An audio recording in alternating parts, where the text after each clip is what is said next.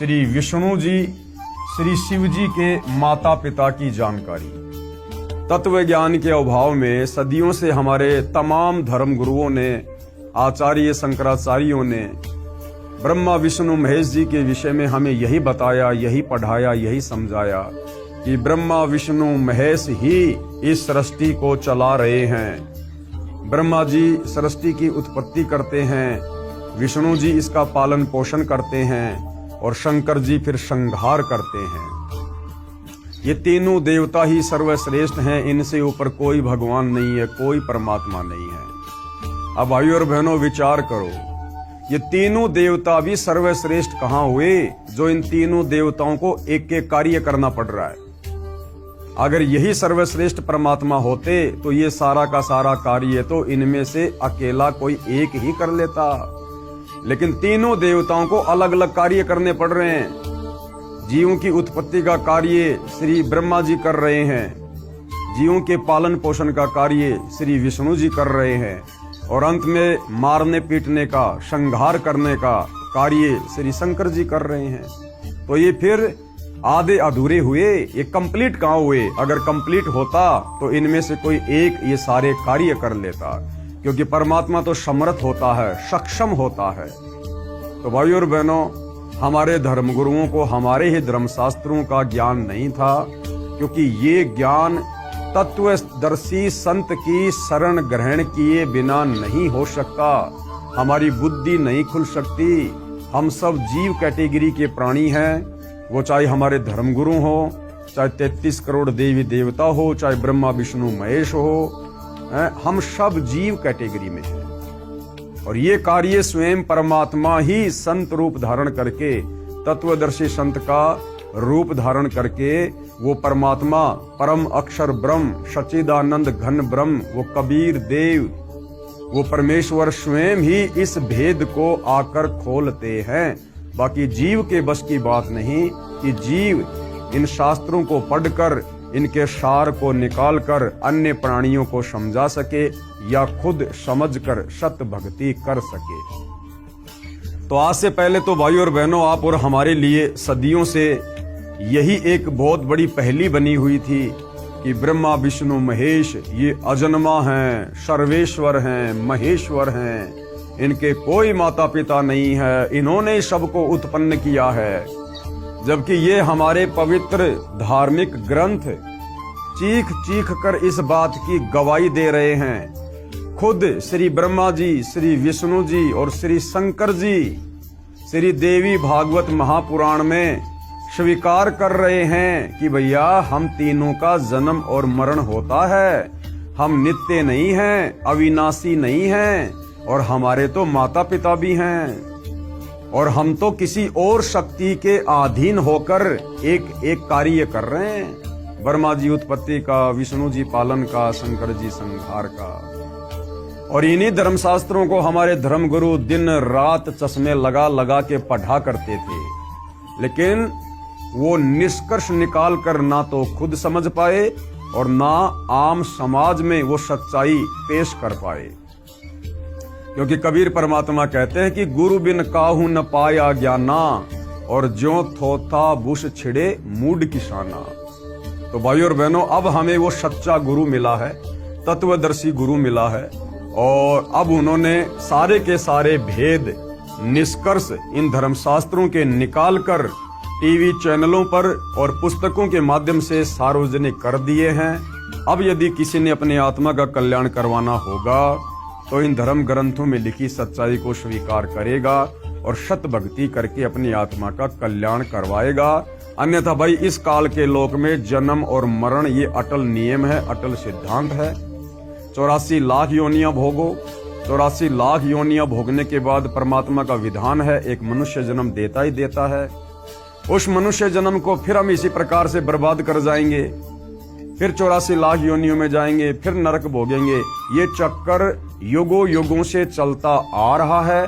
और यदि आज हमने आंखें नहीं खोली, सतगुरु रामपाल जी की शरण ग्रहण करके शास्त्र अनुकूल सत भक्ति की शुरुआत नहीं की, तो ये जन्म मरण और लक 84 का चक्कर भाइयों और बहनों हमारा अंत काल तक चलेगा, नहीं मिटेगा। तो सतगुरु रामपाल जी हमें क्या जानकारी दे रहे हैं श्री ब्रह्मा विष्णु महेश जी के माता पिता के विषय में, इनकी जन्म और मृत्यु के विषय में। प्रश्न नंबर 28। अब हिंदू समाज के भाई बहन सतगुरु रामपाल जी से प्रश्न कर रहे हैं, काफी कुछ जानने और समझने के बाद, कोई ये प्रमाण दिखाओ कि श्री ब्रह्मा जी, श्री विष्णु जी तथा श्री शिव जी के माता पिता हैं।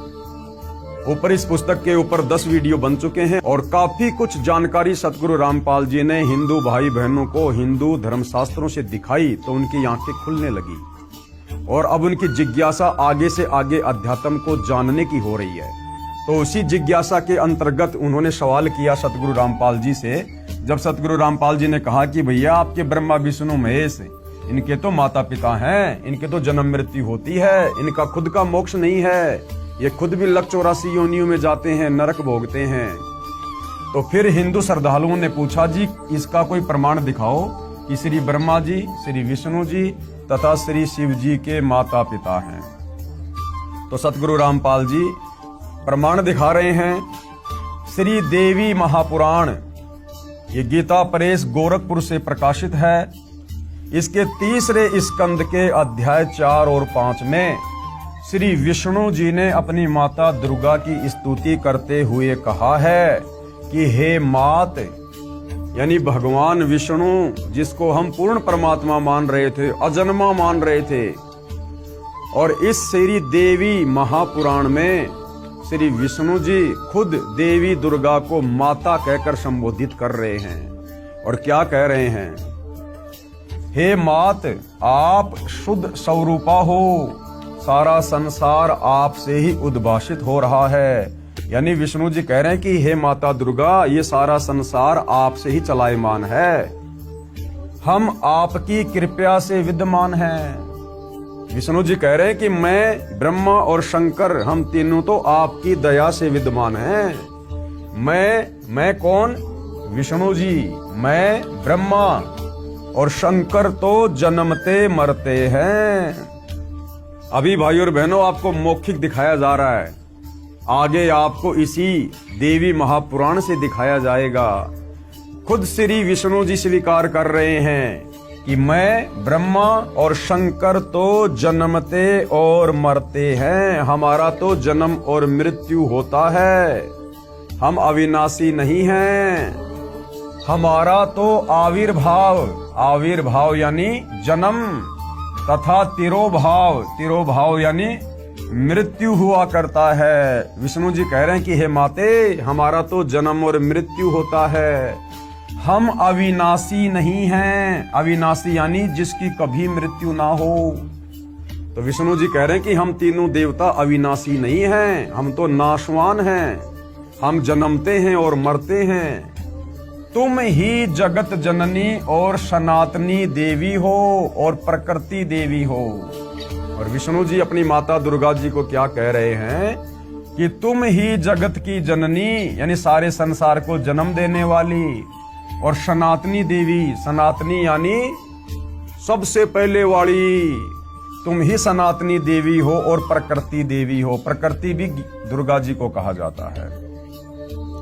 अब श्री विष्णु जी को केवल इतना ही ज्ञान है, अपने विषय में इन्होंने सच्चाई बता दी, परंतु अब श्री विष्णु जी देवी दुर्गा से ऊपर नहीं जानते कि कोई और भी भगवान है, कोई और भी परमात्मा है। जबकि भाइयों और बहनों, आपको कल 10वें नंबर के वीडियो में इसी पवित्र पुस्तक से हिंदू धर्मशास्त्रों का हवाला देते हुए आप जियों को साबित कर दिया गया कि देवी दुर्गा भी राजा हिमालय को ज्ञान देते समय इसी देवी महापुराण में साफ साफ कह रही है अपने भगत हिमालय को कि और सब बातें छोड़ दे, यानी मेरी दुर्गा की पूजा भक्ति भी छोड़ दे और उस ब्रह्म की साधना कर जिसका ओम मंत्र है, तेरा कल्याण हो। यानी विष्णु जी तो देवी दुर्गा से ऊपर किसी को नहीं जानते और देवी दुर्गा अपने से ऊपर उस ब्रह्म की भक्ति करने के लिए कह रही है। और वो ब्रह्म यानी वो काल जो गीता का ज्ञान देता है, वो गीता जी में अध्याय 18 श्लोक नंबर 62 में अर्जुन को अपने से अन्य किसी और परम अक्षर ब्रह्म अविनाशी परमात्मा की भक्ति करने के लिए कह रहा है। तो भाइयों और बहनों, हमारे धर्म गुरुओं का अध्यात्म ज्ञान तो घुटनों में था, घुटनों में। और श्री ब्रह्मा विष्णु महेश को भी आध्यात्मिक ज्ञान नहीं था कंप्लीट। अगर श्री विष्णु जी को वेदों का ज्ञान होता, कंप्लीट आध्यात्मिक ज्ञान होता, तो देवी दुर्गा को सनातनी देवी कहकर संबोधित नहीं करता। तो क्या कह रहे हैं कि तुम ही जगत जननी हो और सनातनी देवी हो और प्रकृति देवी हो। अब शंकर भगवान क्या कह रहे हैं भाइयों और बहनों, अब शंकर जी के भी आध्यात्मिक ज्ञान का निष्कर्ष आप जियों के सामने है कि शंकर जी को कितना ज्ञान है। भगवान शंकर बोले, हे माता, यानी शंकर जी भी दुर्गा जी को अपनी माँ कहकर संबोधित कर रहे हैं। अब देख लो भाइयों और बहनों, हमारे धर्मगुरु कहा करते थे कि देवी दुर्गा का कोई पति नहीं है। अरे पति नहीं है तो देवी दुर्गा ने फिर ब्रह्मा विष्णु महेश ये तीनों पुत्र कहां से उत्पन्न कर दिए। और देवी दुर्गा अगर शादीशुदा नहीं है तो फिर मांग में सिंदूर क्यों भरती है, माथे पर टिक्की क्यों लगाती है, 16 श्रृंगार क्यों करती है। अगर उसका पति नहीं है तो फिर हम उसको माता क्यों कहते हैं, बहन क्यों नहीं कहते। तो भाइयों और बहनों, अध्यात्म की कमी के कारण अब भगवान शंकर बोले, हे माता, विष्णु के बाद उत्पन्न होने वाला ब्रह्मा जब आपका पुत्र है तो क्या मैं तमोगुणी लीला करने वाला शंकर तुम्हारी संतान नहीं हुआ, अर्थात मुझे भी उत्पन्न करने वाली तुम ही हो। अब शंकर जी ने भी बिल्कुल निष्कर्ष दे दिया। भाई विष्णु जी ने तो पहले कह दिया कि तुम जगत जननी हो, सनातनी देवी हो, हम तो जन्मते और मरते हैं, हे माता।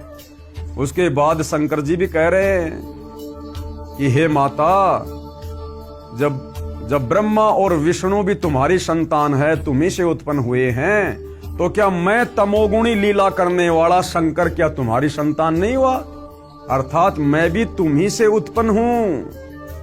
शंकर जी ने भी फाइनल कर दिया कि मेरी भी माता यही दुर्गा है, मुझ शंकर का जन्म भी दुर्गा देवी से हुआ है। एक बार ध्यान से पढ़िए। भगवान शंकर बोले, हे माता, विष्णु के बाद उत्पन्न होने वाला ब्रह्मा जब आपका पुत्र है तो क्या मैं तमोगुणी लीला करने वाला शंकर तुम्हारी संतान नहीं हुआ, अर्थात मुझे भी उत्पन्न करने वाली तुम ही हो। इस देवी महापुराण के उल्लेख से सिद्ध हुआ कि श्री ब्रह्मा जी, श्री विष्णु जी तथा श्री शंकर जी को जन्म देने वाली माता श्री दुर्गा देवी अर्थात अष्टंगी देवी यानी 8 भुजा वाली देवी है, और तीनों नाशवान हैं। और ये तीनों ब्रह्मा विष्णु महेश तो नाशवान हैं, क्योंकि जिसका जन्म होता है उसकी मृत्यु भी होती है, वो अविनाशी नहीं हो सकता। अब भाइयों और बहनों, आपको ये प्रमाण दिया जाएगा, हिंदू धर्मशास्त्रों से प्रमाण दिया जाएगा। पेश है श्रीमद् देवी भागवत यानी देवी पुराण, इसके 3रे स्कंद के अध्याय 4 और 5 से संबंधित प्रकरण की फोटोकॉपी। संक्षिप्त देवी भागवत आपकी आंखों के सामने है, देखिएगा। श्री विष्णु जी कह रहे हैं दुर्गा जी की स्तुति करते हुए, तुम शुद्ध स्वरूपा हो, ये संसार तुम्ही से उद्भासित हो रहा है। विष्णु जी कह रहे हैं कि हे माता दुर्गा, तुम शुद्ध स्वरूपा हो और ये सारा संसार तुम्ही से प्रकाशमय है।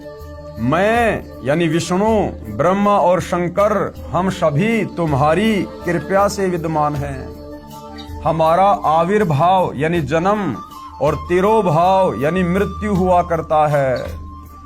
केवल तुम ही नित्य हो यानी तुम ही सदा रहती हो, जगत जननी हो, प्रकृति और सनातनी देवी हो। विष्णु जी ने क्लियर कर दिया कि भैया हम तो तीनों जन्मते और मरते हैं। अब भगवान शंकर क्या कह रहे हैं? शंकर जी कह रहे हैं, भगवान शंकर बोले, देवी, यदि महाभाग विष्णु तुम्ही से प्रकट हुए हैं, यदि विष्णु जी का जन्म तुम्ही से हुआ है, तो उनके बाद उत्पन्न होने वाले ब्रह्मा भी तुम्हारे ही बालक हुए। फिर मैं तमोगुणी लीला करने वाला शंकर क्या तुम्हारी संतान नहीं हुआ, अर्थात मुझे भी उत्पन्न करने वाली तुम ही हो। शिवे यानी दुर्गा, संपूर्ण संसार की सृष्टि करने में तुम बड़ी चतुर हो। अपनी इच्छा के अनुसार क्रीड़ा करती और शांत भी हो जाती हो। इस संसार की सृष्टि, स्थिति और संहार में तुम्हारे गुण सदा समृत हैं। यानी ब्रह्मा जी को जो रजोगुण मिला हुआ है, जिससे ब्रह्मा जी संसार की सृष्टि करते हैं, कह रहे हैं कि हे दुर्गा देवी, ये आपसे ही मिला हुआ है। और स्थिति यानी विष्णु जी को जो शतोगुण मिला हुआ है, जिसके कारण वो पालन पोषण करते, स्थिति को बना के रखते हैं, तो कह रहे हैं वो स्थिति यानी वो शतोगुण भी आप देवी दुर्गा से ही मिला हुआ है। और संहार में यानी श्री शंकर जी जो कि तमोगुण है, जो संहार करते हैं, तो कहते हैं शंकर जी को संहार करने की क्षमता भी तुम्ही से मिली हुई है। उन्हीं तीनों गुणों से उत्पन्न रजगुण ब्रह्मा, सतगुण विष्णु, तमोगुण शिव जी। तीन गुण कौन से? रजगुण, सतगुण, तमगुण। उन्हीं तीनों गुणों से उत्पन्न हम ब्रह्मा, विष्णु एवं शंकर नियम अनुसार कार्य में तत्पर रहते हैं। नियम अनुसार, नियम अनुसार का मतलब है अपनी इच्छा से हम कुछ नहीं करते।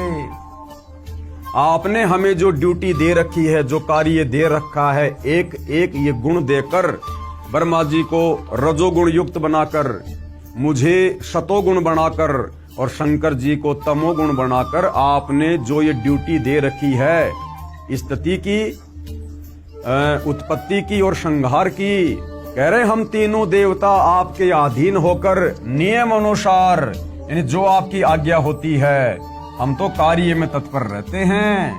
तो भाई और बहनों, इस छोटे से प्रकरण में ये स्पष्ट कर दिया कि ब्रह्मा विष्णु महेश की जन्म और मृत्यु होती है, ये अविनाशी नहीं है।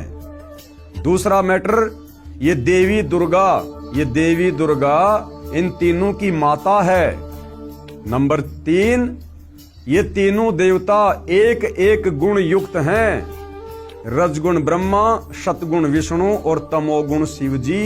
इतने सारे कंसेप्ट इस छोटे से प्रकरण में क्लियर कर दिए हैं। जो भाई ये सवाल कर रहे थे कि भाई दिखाओ हमें कोई प्रमाण कि ब्रह्मा विष्णु महेश की माता कौन है, तो भाई हिंदू धर्मशास्त्र में जिसकी कथा हमारे धर्मगुरु आए दिन करते रहते हैं, श्री देवी महापुराण, इसी में साफ साफ आपको लिखा हुआ दिखा दिया है।